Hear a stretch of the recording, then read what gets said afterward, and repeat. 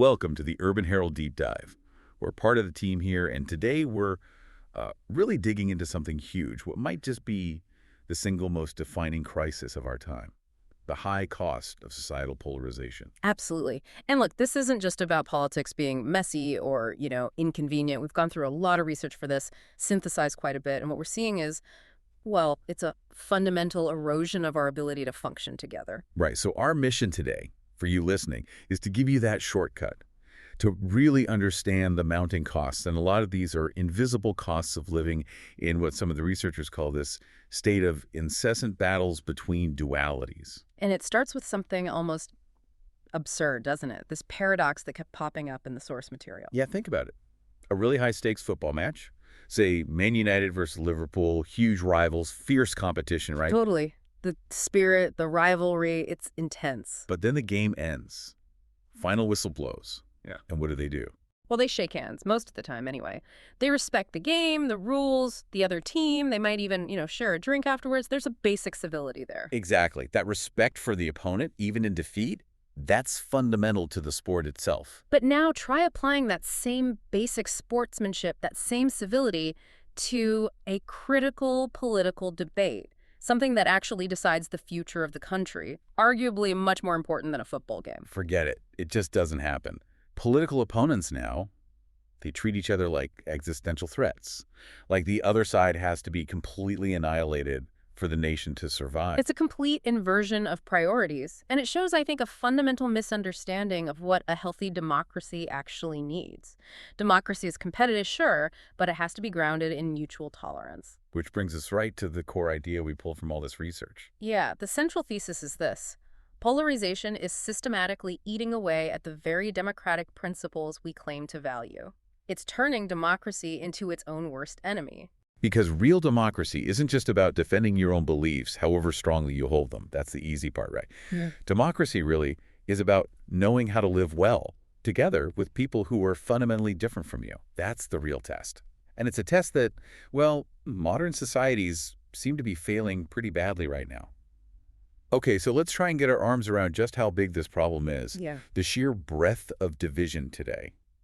It's kind of breathtaking when you list it all out. It really is. It's not just about, say, tax policy anymore.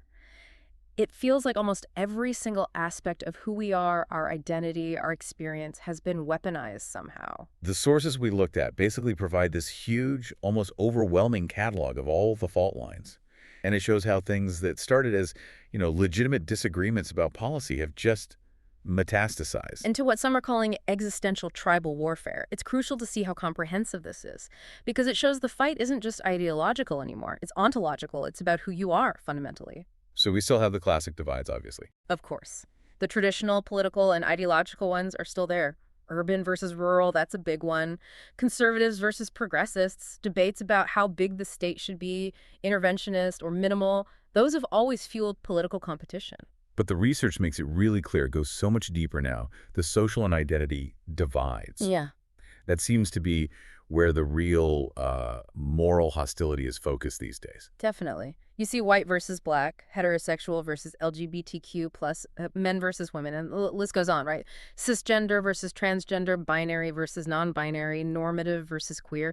It takes these deeply personal identities. And immediately frames them as being in opposition to each other, adversarial. Exactly, which makes actual dialogue almost impossible, because you're not debating a policy point, you're attacking them, their very being. And you layer on top of that the economic divides, the generational ones. Right. Rich versus poor, employers versus employees, property owners versus renters, investors versus people in debt, and the generational stuff too, boomers versus millennials versus Gen Z. It's not just seen as, different life stages anymore. No, it's framed as fundamental clashes over justice, over fairness, over how the economy should even work. And it seeps into everything else, culture, justice. Yeah, traditionalists versus modernists.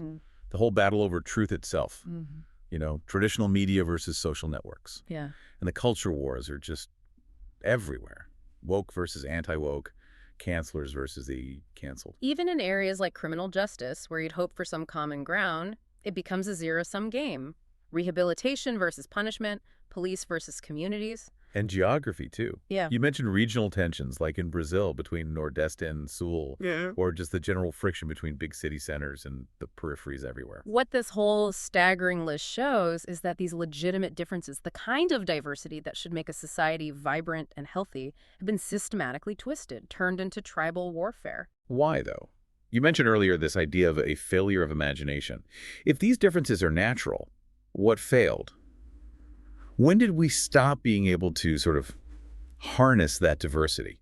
That's the crux of it, I think. The failure of imagination is precisely that inability to see these different perspectives, whether it's, a rural conservative viewpoint or an urban progressive one, as potentially complementary parts of a bigger picture. Instead of seeing them as puzzle pieces that fit together. Exactly. Democracy's genius is supposed to be forcing these varied interests to negotiate, to compromise, to build something new together. The failure happened, arguably, when political actors, media figures, discovered it was much easier and frankly more profitable to just paint the other side as morally inferior, as stupid or evil. So we swapped the hard work of negotiation. For the easy dopamine hit of tribal self-righteousness, yeah. We forgot that diversity is actually a massive strength if you know how to leverage it, not some kind of weakness you need to stamp out. It just feels like such a waste. The irony is all these different groups probably have strengths the others lack, weaknesses the others could compensate for. If they could unite against common problems instead of each other. Yeah. But we're doing the exact opposite. And the cost of that failure, it's truly staggering. Right. Let's pivot to that price tag. Because this isn't just, socially awkward or frustrating. The data we reviewed makes it crystal clear. This level of polarization is an existential threat.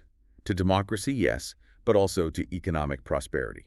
Globally. We're absolutely not talking about minor political spats here. This is about systems starting to buckle. Some recent global studies showed that over half, more than 50% of countries experiencing what they call pernicious polarization. And pernicious means it's gone beyond policy into that moral existential territory. Exactly. Where the other side isn't just wrong, they're seen as illegitimate, dangerous. So over half of those countries have suffered significant democratic backsliding.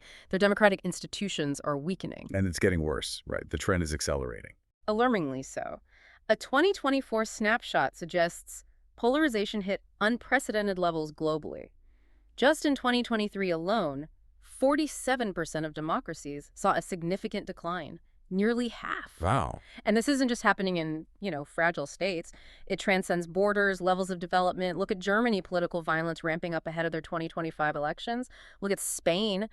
Their parliament is so fragmented by ideological blocs that basic governance, just passing laws, has become incredibly difficult. These aren't just little bumps in the road. They're structural problems driven by this deep-seated tribal hostility. Precisely. Okay, so this is where it gets really interesting and, frankly, quite painful for, everyone listening. The economic cost, the damage that's often hidden in plain sight. Yeah, the analysis we synthesized, covering data from 139 countries, it provides pretty stark quantitative proof. Extreme political polarization basically acts like a massive invisible tax on economic growth. A hidden tax. And you found specific numbers on that. We did. And they should really make people sit up and pay attention. Get this.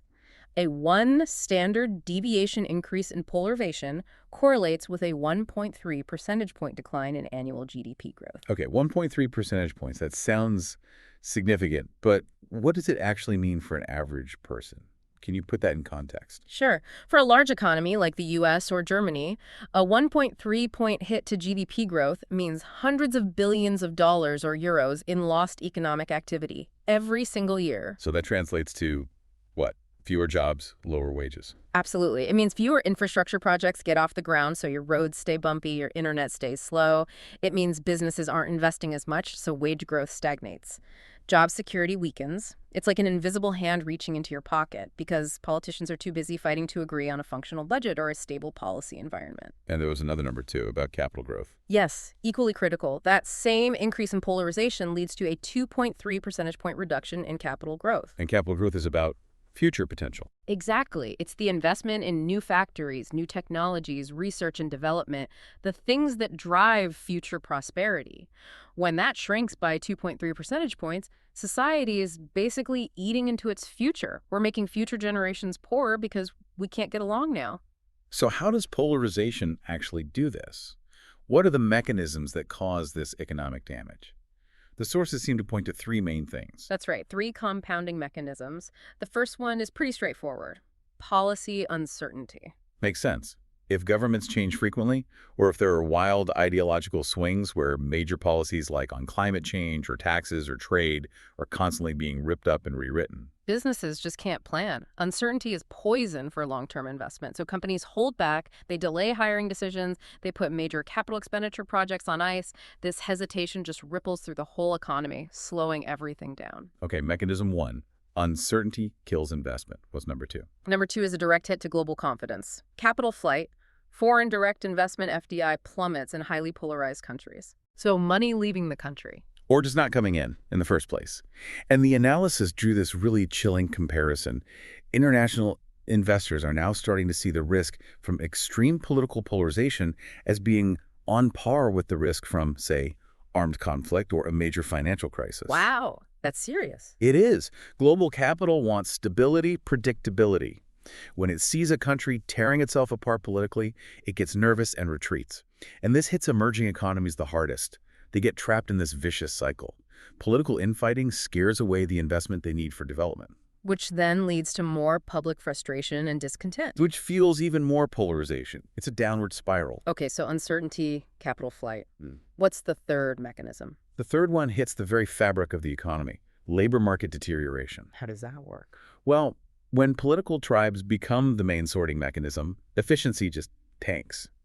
Competence gets pushed aside in favor of political loyalty. We start seeing evidence of partisan discrimination in hiring and promotions. So you get the job because you support the right party, not because you're the best person for it. Pretty much. And this contributes directly to brain drain. Talented people look at the dysfunction, the lack of meritocracy, and they leave. They go somewhere more stable, more functional, where their skills are actually valued. And it affects education, too. Human capital. Absolutely. Education itself becomes a political battleground.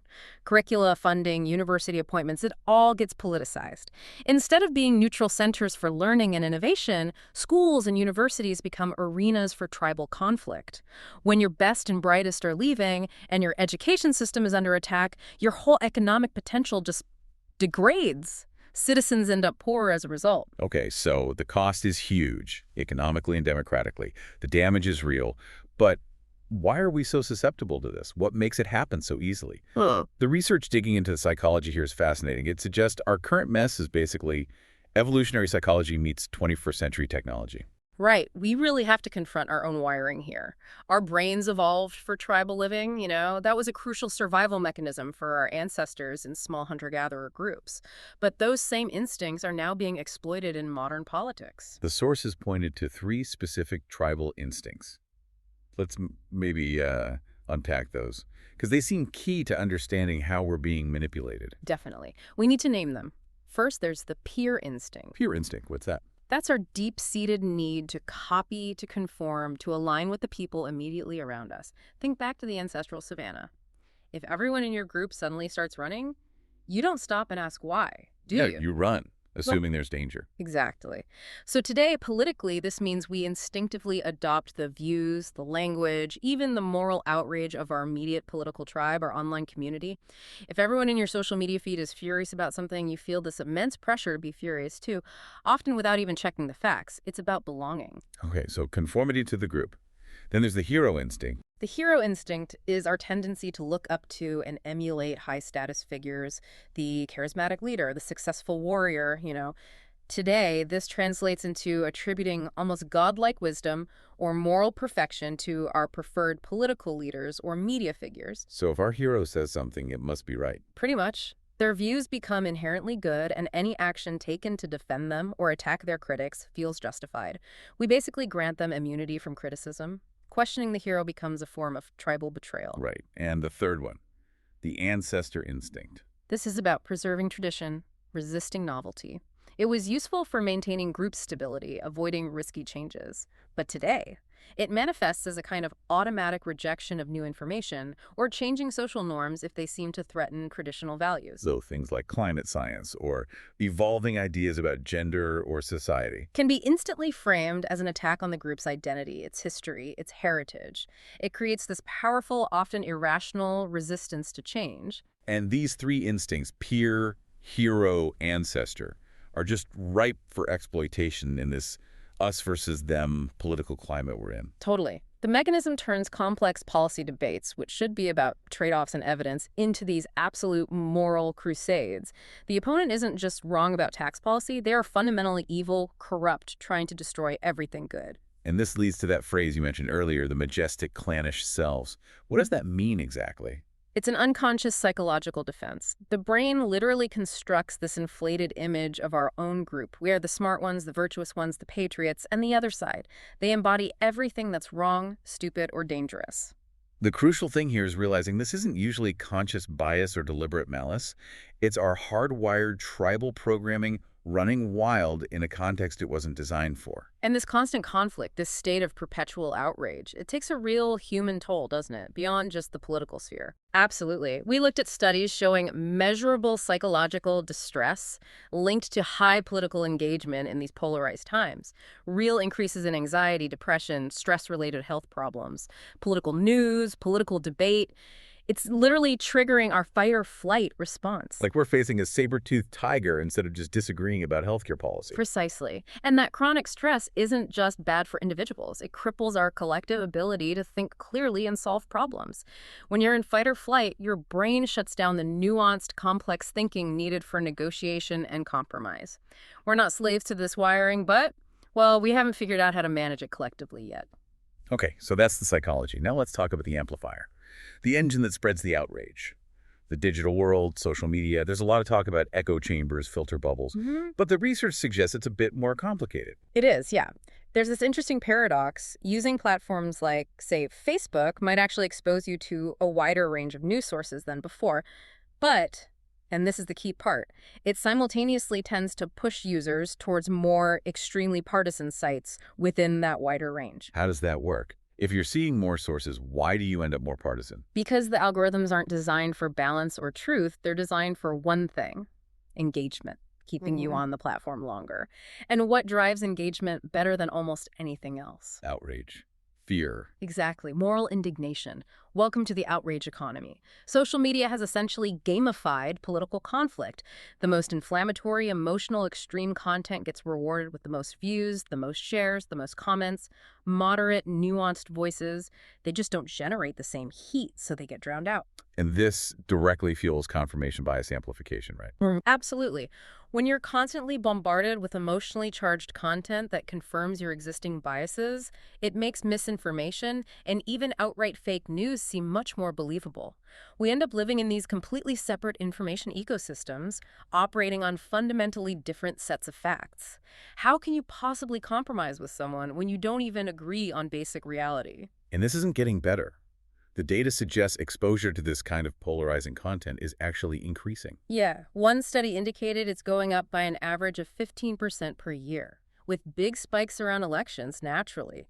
The platforms are getting smarter and smarter at tapping into those primal tribal instincts, peer, hero, ancestor, to keep us hooked through engineered emotional responses. So what about trying to clean it up? Content moderation, taking down the worst stuff. Does that help? You'd think so, but the sources suggest it often backfires. When platforms try to moderate or deplatform extreme voices, it can easily create a martyrdom effect. So the banned person becomes a hero to their tribe. Proof that the establishment is trying to silence them. Exactly. It can actually strengthen their followers' tribal identity and loyalty. And often, those extreme voices just migrate to other, even more radical niche platforms. So they're not gone, they're just further outside the possibility of any mainstream dialogue or accountability. It can actually lead to more fragmentation, making eventual reconciliation even harder. So we've got the economic damage, the psychological manipulation.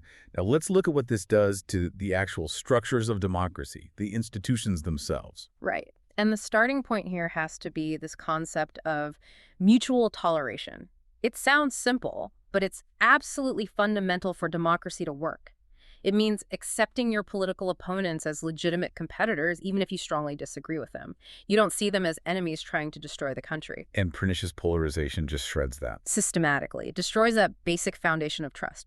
Once that's gone, you start seeing institutional degradation. This is where the damage becomes really structural, really dangerous. So what does that look like? Well, studies of highly polarized countries show it creates what researchers call a permission structure for anti-democratic behavior.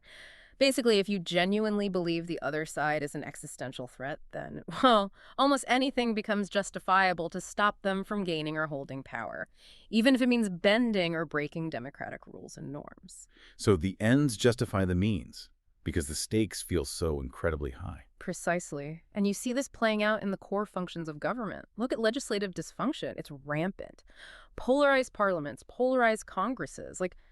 They just can't do their basic job anymore. Passing budgets becomes a crisis every time. Confirming judges or officials turns into warfare. Getting anything done on major issues like infrastructure becomes almost impossible. Because compromise is seen as What? selling out. Exactly. It's stigmatized as weakness, as betrayal of the tribe, so you get gridlock.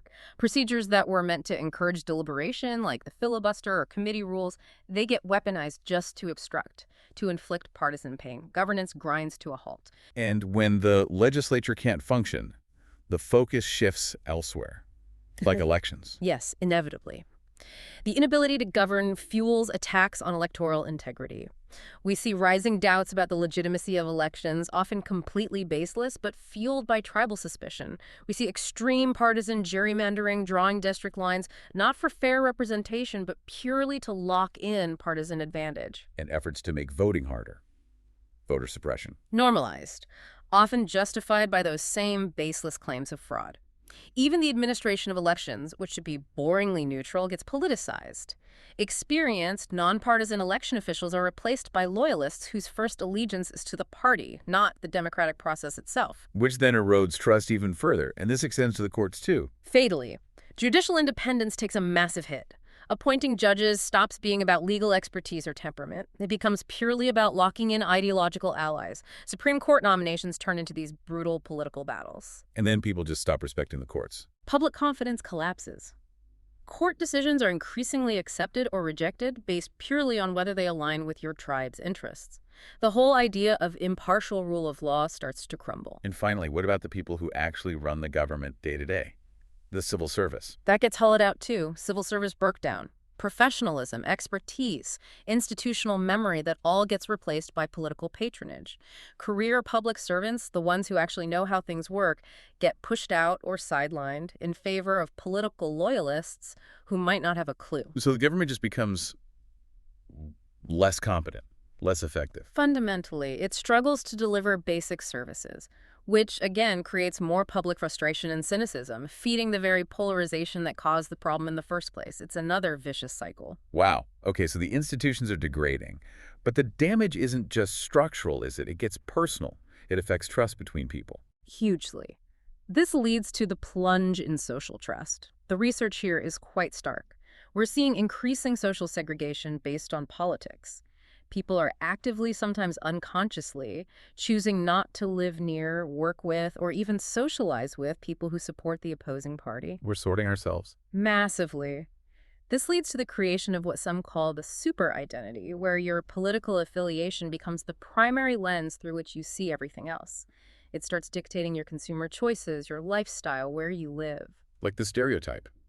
Progressives live in cities, drive certain cars, eat organic food. Conservatives live in suburbs or rural areas, like hunting, drive trucks. It's becoming increasingly true. We're literally sorting ourselves into different geographical and socioeconomic bubbles, which makes any kind of spontaneous bridging conversation across those divides almost impossible. We just don't encounter the other side in our daily lives anymore. And the most painful part of this must be the intimate damage, the impact on families, relationships. It's heartbreaking. Political disagreements are literally tearing families apart. Parents and children estranged, siblings not speaking, marriages are under strain. Some studies even correlate rising divorce rates with rising polarization levels. We all know stories, right? People dreading Thanksgiving dinner or family gatherings because they know it'll turn into a political shouting match. Absolutely, it poisons relationships. And finally, this spills out into civic life implosion. Basic community cooperation starts to break down. Volunteer groups, local charities, even things like volunteer fire departments or school boards, they fracture along political lines. Even charitable giving becomes partisan. Increasingly, people donate to causes aligned with their tribe, rather than maybe focusing on the most pressing local needs. The result is less effective community support, reduced social capital, more inequality. It's the total cost. Institutional decay, yes, but also the loss of community, the emotional toll, the relationships broken. It's profound. Okay, this is pretty bleak. The scale of the division, the costs, the way it tears apart institutions and relationships. So the crucial question, how do we break free? Is there a path back? Well, the consensus across the sources we looked at is that yes, there is a path, but it requires conscious effort. It starts, fundamentally, with moving away from this obsession with tribal purity and reclaiming compromise. Rehabilitating the word compromise. It's become almost a dirty word in politics, hasn't it? It really has. It's seen as weakness, selling out your principles. Yeah. But we need to reframe it, see it as democratic wisdom, as a sign of maturity and strength, not betrayal. But not just any compromise, right? The experts talked about principled compromise. What's the difference? That's a key distinction. Simple compromise might just be splitting the difference. You want 100, I want 0, so we agree on 50. Principled compromise is deeper. It's about moving beyond that zero-sum thinking. It's about finding solutions that actually try to honor the core values and address the core concerns of all sides involved. So you don't just abandon your core beliefs. No, not at all. But you hold them with enough flexibility, enough humility to see that the other side might also have legitimate points, valid concerns. It's about finding a creative synthesis, a better solution that incorporates different perspectives rather than just one side winning and the other losing. Which requires that other key ingredient, intellectual humility. Exactly. The willingness to acknowledge that your perspective, however strongly you feel it, however much evidence you think you have, is probably incomplete. It's a partial view of a really complex reality. No single person, no single group has a monopoly on truth or virtue. And if you have that humility, you can actually listen. Tribal certainty just slams the door shut. Precisely. But changing attitudes isn't enough on its own. We also need to actively design democracy for difference. We need to look at the actual rules of the game, the institutional structures, and reform them so they reward collaboration instead of conflict. Because right now the incentives seem backwards. The system rewards the loudest, most extreme voices. Often, yes. So we need to flip that script. And the sources consistently point towards things like electoral reforms. Like ranked choice voting. Yeah. RCV. Or proportional representation. Exactly. Systems like RCV have shown real promise in reducing polarization because they change how candidates campaign. If you need second or third preference votes to win, you can't just appeal to your hardcore base. You have to reach out, find common ground, avoid alienating moderate voters or even supporters of other parties. So it incentivizes coalition building, not just base mobilization. Right. And countries that use these kind of systems tend to have lower levels of polarization and more stable, functional governments. All right, there's specific examples. Countries that are doing this better. Yeah, the research mentions places like Uruguay, which has managed to maintain pretty stable democratic governance through multi-party coalitions and a culture of consensus building, or Botswana, which has institutional designs that actively discourage the kind of winner-take-all tribal politics that cause problems elsewhere. They're not perfect, but they offer blueprints. Okay, so institutional reform is crucial. What else? Can we do anything about the psychology, the tribal instincts? Well, interestingly, the idea isn't to fight those instincts. They're too deeply ingrained. It's about trying to leverage tribal psychology for good, redirecting that us versus them instinct How do you do that? by creating what social scientists call superordinate identities. Shared identities, shared goals that transcend the political tribes, finding ways to emphasize what we have in common rather than what divides us from them, focusing on us against a shared challenge like a pandemic or climate change or economic recovery. And this connects to contact theory, the idea that bringing different groups together helps. Yes, but it has to be the right kind of contact, not just throwing people together to argue. It needs to be meaningful, sustained interaction, ideally working together towards a common, important goal. When that happens, prejudice genuinely decreases, empathy increases. So practical examples might be What? community projects. Things like that. Programs bringing together, say, young people from different backgrounds, urban and rural, different ethnicities, different political views to work on a local environmental project or help rebuild after a natural disaster. When they work side by side, they start seeing the person, not just the political label. That makes sense. What about education? Civic education is vital, but maybe not just teaching how government works. We need to teach how to disagree constructively. One powerful idea is teaching steel manning instead of straw manning. Okay, straw manning is misrepresenting your opponent's argument to make it easy to knock down. What's steel manning? It's the opposite. You try to state your opponent's argument as accurately, even as charitably and strongly as possible before you critique it. It forces you to understand their perspective, raises the quality of debate, and builds respect. It inoculates against cheap shots. And finally, those superordinate identity builders you mentioned, things that reinforce a shared identity. Yeah, things like national service programs, AmeriCorps in the U.S. is a classic example. They bring diverse young people together for a common purpose, and research shows participants tend to come out with greater political tolerance, less tribal hostility. Also, cultural initiatives that deliberately celebrate shared history, shared values, the things that bind a nation together despite its differences. We need to consciously invest in building things that are bigger than our political tribes. #outro, synthesis, and final thought. So when you pull it all together, the democratic imperative seems really clear, doesn't it? The evidence is just overwhelming.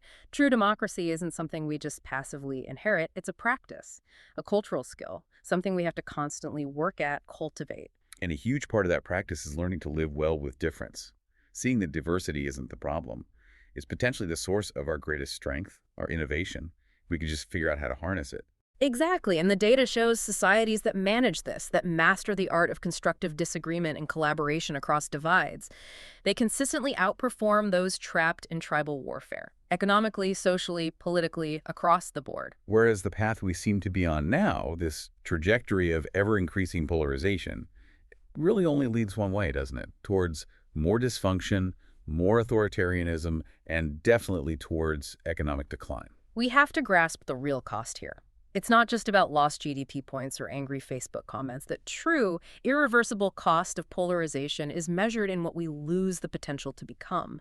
The collaborations that never happen, the innovative solutions we never find, the collective flourishing that gets sacrificed on the altar of this endless, pointless, zero-sum conflict. It brings us right back to where we started with that football analogy. Rival fans, fierce loyalty, but after the game, they could acknowledge the shared love of the sport, respect the rules, maybe even share that pint. They can separate the competitor from the enemy. And maybe the really stark question emerging from all of this research is this.